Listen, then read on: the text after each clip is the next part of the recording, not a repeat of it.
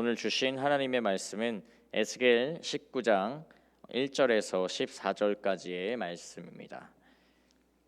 에스겔서 19장 1절에서 14절까지의 말씀을 한 목소리로 합독하도록 하겠습니다.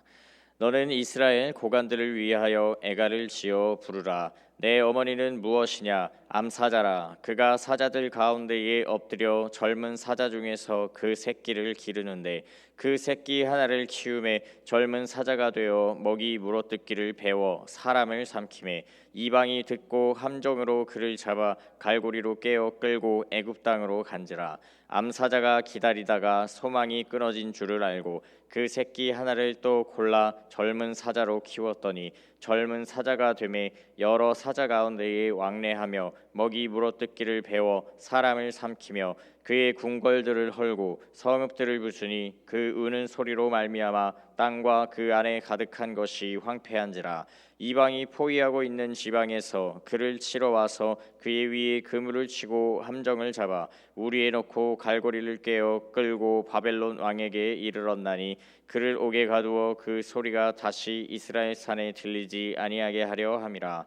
그 피의 어머니는 물가에 심겨진 포도나무 같아서 물이 많음으로 열매가 많고 가지가 무성하며 그 가지들은 강하여 권세 잡은 자의 규가 될 만한데 그 하나의 키가 굵은 가지 가운데에서 높았으며 많은 가지 가운데에서 뛰어나 보이다가 분노 중에 뽑혀서 땅에 던짐을 당하매 그 열매는 동풍에 마르고 그 강한 가지들은 꺾이고 말라 불에 탔더니 이제는 광야 메마르고 가물이 든 땅에 심어진 바 되고 불이 그 가지 중 하나에서부터 나와 그 열매를 태우니 권세 잡은 자의 규가 될 만한 강한 가지가 없도다 하라.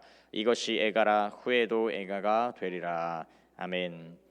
지난주 에스겔 말씀에서는 이 포도나무와 두 독수리의 비유를 통해 이스라엘과 바벨론 그리고 애국과의 관계를 설명했던 말씀을 함께 들었었는데요. 오늘 본문 19장에서도 이 암사자의 비유를 가지고서 에스겔이 이스라엘 특히 이 유다의 왕들의 운명에 관하여서 설명하는 말씀을 우리가 보고 있습니다. 17장에서 지난주에 봤었던 그 17장 본문에서의 비유에는 그 바로 본문 뒤에 해설이 이어져서 그 해석을 함에 있어서 다양함이 존재하지 않는데요. 그런데 오늘 보신 19장에서는 이 본문의 뒤에 이어지는 해설이 따로 주어져 있지 않기 때문에 이 비유에 해당하는 이 원관념에 대한 해설이 여러 가지로 존재하기도 합니다. 그 중에서 가장 유력하고 타당한 해석은 유다 왕국의 말기에 새 왕들에게 일어날 일들을 말하는 것이라는 해석인데요. 이 새 왕은 17대 왕이었던 여호아하스 그리고 19대 왕 여호야긴 그리고 마지막 20대 왕이었던 시드기야 왕을 말합니다. 여기서 18대 왕이었던 여호야김이 빠진 것은 그가 다른 유다의 왕들에 비하여서 평온한 죽음을 맞이하였기 때문이라고 보고 있는데요. 1절에 나오는 이스라엘의 고관들이라는 단어가 이 왕들을 지칭하는 말이었습니다. 원래는 왕을 의미하는 원어가 다른 단어가 있었는데요. 상대적으로 낮은 단어였던 이 고관들이라는 단어를 사용하여서 유다를 망하는 길로 이끌었던 이 말기의 왕들에 대하여서 낮은 평가를 하고 있는 것입니다. 2절에 등장하는 암사자는 유다 왕조를 뜻하는데요. 이 강인한 사자가 왕권이나 왕조를 상징하는 것은 일반적인 방식이었습니다. 일반적인 방식이었습니다. 암사자인 유다 왕조에서 어린 사자 중에 새끼를 길러 자라게 하였는데요. 이 새끼에서 젊은 사자로 성장하는 것, 이 왕이 되는 것을 의미하는 것이었습니다.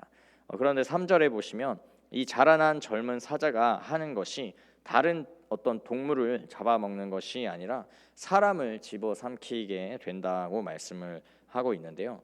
이 첫 번째 사자 새끼로 상징되는 여호아하스 왕이 유다의 백성들을 하나님께로부터 멀어지게 하고 나아가 실제로도 백성들에게 흉악과 강포한 폭정을 일삼았던 것을 뜻하는 것입니다. 그리하여 4절에 등장하는 이 이방, 여기에 나오는 이방은 뒤에 나오는 애굽을 의미하는데요. 여호아하스 통치 고작 3개월 만에 이 애굽의 침략에 의해서 애굽에 끌려가 죽게 되는 일이 실제로 일어나게 됩니다. 뒤이어 5절에서 다시 암사자 유다 왕조가 새끼 하나를 젊은 사자로 키우게 되는데요. 이것은 여호야긴 왕을 의미합니다. 이 젊은 사자도 그 하는 일이 사람을 삼키는 일이었는데요. 여호야긴 왕도 여호와 보시기에 악하고 또 그의 통치에 정의와 공의가 아니라 불의와 포악함이 가득했던 것을 나타내는 것입니다. 7절에 보시면 그의 통치가 얼마나 악한 통치였던 것을 우리가 알 수 있는데요.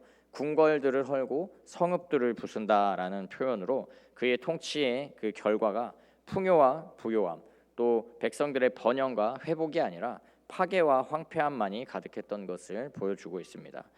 그렇게 여호야긴 왕도 이내 통치 3개월 만에 바벨론, 이 8절에 나오는 이방에 의하여서 바벨론의 포로로 끌려가게 되는데요. 그 이후에 이제 10절부터 14절까지는 유다의 마지막 왕 시드기야에 대한 말씀입니다. 포도나무로 상징되는 유다와 또 이스라엘 민족이 처음에는 농부 되시는 이 하나님 아버지의 은혜로 말미암아 물이 많은 물가에 심겨서 열매도 많고 또 가지도 무성한 이 번영과 평안의 시기를 지냈던 것을 설명을 하는데요. 시편 1편 3절에 시냇가에 심은 나무가 철을 따라 열매를 맺고 잎사귀가 마르지 아니한다라고 말씀한 것과 같이 그러한 모습이 바로 오늘 이 10절에 나오는 바로 그 모습과 일치하는 모습이었습니다.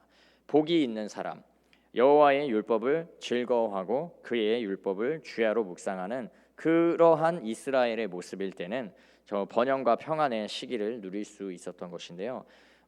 그리하여서 이 유다의 포도나무로부터 강하고 권세 잡은 자, 통치자의 규를 가질 만한 이 왕이 나게 된다는 것은 너무나도 당연한 일이었습니다. 왜냐하면 하나님께서 다윗에게 그의 자손에게서 영원히 다스릴 왕이 태어날 것을 약속하신 하나님의 그 변하지 않는 언약이 유다에게 또 있었기 때문이었습니다. 그러나 결국에는 그 대단히 높고 뛰어나 보이는 가지가 뽑히고 던져지고 말라져 버리게 되는데요. 유다의 마지막 왕 시드기야가 바벨론에 의해서 망해 버리게 되는 것을 뜻하는 것입니다. 이 시드기야가 이렇게 망해버린 이유를 그의 교만함으로 성경 말씀은 보고 있는데요. 11절에 이 말씀에 높아지고 또 뛰어나 보였다라는 표현이 시드기야가 가지고 있었던 교만함을 또한 표현하고 있는 말씀인 것입니다. 이는 시편 1편 1절 말씀에 복 있는 사람에 들지 못했던 그 오만한 자의 모습, 다른 말로 교만한 자의 모습과도 같은 것인데요. 오만과 이 교만함은 하나님 보시기에 가장 가증한 죄의 모습이고 또 하나님의 심판을 견디지 못하여서 바람에 나는 겨와 같이 망하는 결과만을 가져올 뿐이었던 것입니다. 이렇게 하나님께서는 유다의 마지막 새 왕들에 대한 운명을 에스겔에게 애가로 지어 부르게 하신 것인데요. 왜냐하면 하나님은 악인이라도 망하게 되는 것을 결코 즐겨하지 않으시는 하나님이시기 때문입니다. 우리가 함께 오늘 본문으로 보진 않으셨지만 이 본문 앞에 18장 에스겔 18장 23절에 보시면 하나님께서 그것을 직접적으로 말씀을 하시는데요. 주 여호와의 말씀이니라 내가 어찌 악인이 죽는 것을 조금인들 기뻐하랴 그가 돌이켜 그 길에서 떠나 사는 것을 어찌 기뻐하지 아니하겠느냐라고 말씀하십니다. 여호아하스, 여호야긴, 또 시드기야 이 유다의 세 왕들이 하나님의 말씀을 거역하고 자기들의 생각과 방법 또 세상적인 지혜와 권세에 의지하여서 이 민족의 처한 위기, 자기에게 처한 위기를 해결하고자 했지만 그것은 하나님의 뜻을 거역하는 악한 길일 뿐이었습니다.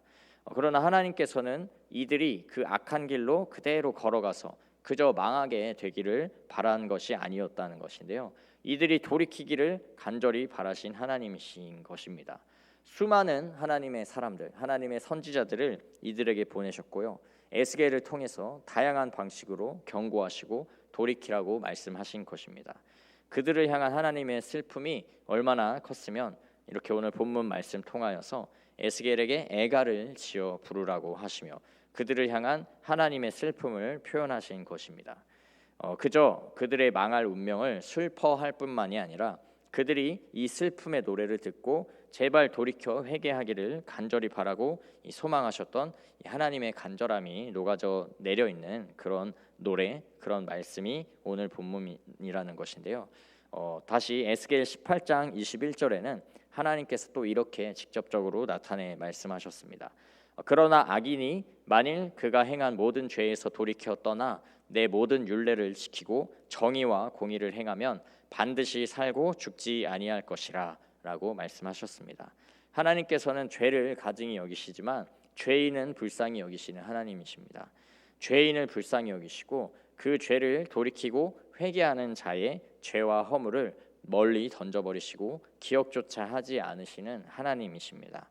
은혜로우시고 자비하시며 노하기를 더디하시는 하나님이 우리가 믿는 또 우리가 따르는 하나님이시라는 것입니다. 사랑하는 성도 여러분, 오늘 에스겔 말씀을 통하여서 우리에게 말씀하시는 하나님의 음성을 들으시기를 소망합니다. 그 음성을 들으시고 우리의 죄와 허물을 주님께 돌이키는 은혜가 있기를 소망합니다. 주님은 우리에게도 오늘날 이 다양한 방식으로 끊임없이 말씀하고 계시는데요.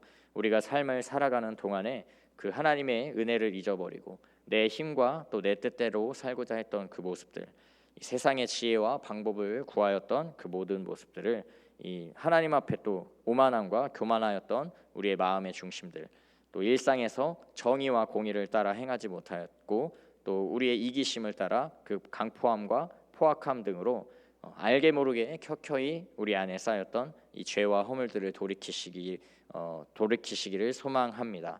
그것이 하나님의 마음이고 하나님께 우리 모습 있는 그대로 나아가실 때 우리의 죄를 도말하시고 기억조차 안 하시며 또 우리를 새롭게 하시는 이 회복과 풍성함의 자리로 우리 하나님께서 인도하여 주실 줄을 믿습니다. 그렇게 주님의 은혜의 능력을 더욱더 풍성히 경험하고 소유하시는 귀하고 복된 모두가 되시기를 주님의 이름으로 축복합니다. 아멘. 기도하겠습니다. 아버지 하나님, 날마다 주님께 기도하며 도우심을 구하고 또 예배를 통해 주님을 높이는 이 신앙의 걸음을 걷다가도 우리의 연약함과 부족함을 발견하는 것을 고백합니다. 주님 은혜로 말미암아 사는 인생임에도 어느 순간 삶의 주인의 자리에 내가 서고 또 마음의 중심의 보좌에 주님 대신 내가 앉아 있을 때가 있음을 고백합니다. 주님 불쌍히 여겨 주시옵소서. 반복적이고 형식적인 신앙의 모습을 다 깨뜨려 벗어버리게 하시옵고 우리의 마음을 새롭게 하셔서 주님께 겸손히 빌며 엎드리며 돌이켜 회개하는 은혜의 역사를 허락하여 주옵소서. 그리하여 죄 용서받은 자의 기쁨을 날마다 새롭게 누리며 더욱 주님 뜻을 따라 주님 말씀을 따라 살아가는 거룩한 주님의 백성의 삶을 살아가도록 인도하여 주옵소서. 감사드리며 우리의 삶의 주인이 되시고 영원한 왕 되시는 예수 그리스도의 이름으로 기도합니다. 아멘.